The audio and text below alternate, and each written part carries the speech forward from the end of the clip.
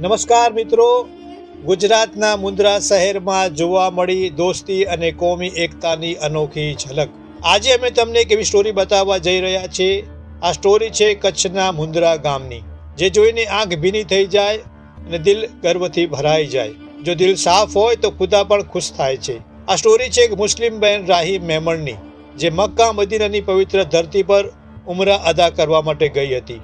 ઇબાદત, દુઆ અને સબર સાથે જ્યારે રાહી પોતાની યાત્રા પૂર્ણ કરીને પરત આવે છે અને પહોંચે છે પોતાની ખાસ હિન્દુ સહેલી ક્રિષ્નાને મળવા માટે તેના ઘેર, અને અહીં શરૂ થાય છે એક અનોખું દ્રશ્ય, જ્યાં ઢોલ નગારા ગૂંજે છે અને ખુશીથી રાહીનું સ્વાગત થાય છે.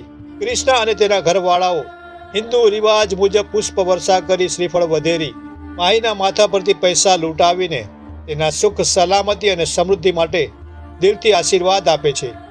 આવું સ્વાગત જોઈને રાહી પણ ખૂબ જ ગદગદિત થઈ જાય છે. આ સ્વાગત કોઈ દેખાડો નથી, આ તો લાગણીઓનો ઉત્સવ છે. અને પછી આવે છે એક ક્ષણ જે બધાને ચૂપ કરી દે છે. રાહી અને ક્રિષ્ના એકબીજાને ગળે લાગે છે અને એક ક્ષણમાં બંનેની આંખો ભીની થઈ જાય છે.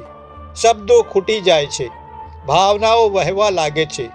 આંસુઓ કહી જાય છે કે આ સંબંધ નામનો નથી, દિલનો છે. એ દિવસે મુન્દ્રામાં ન કોઈ હિન્દુ રહ્યો, ન કોઈ મુસ્લિમ, બધા માત્ર ઇન્સાન રહ્યા.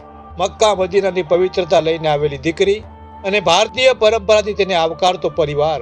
આ દ્રશ્ય દેશની સાચી કોમી એકતાની મિસાલ બની ગયું છે.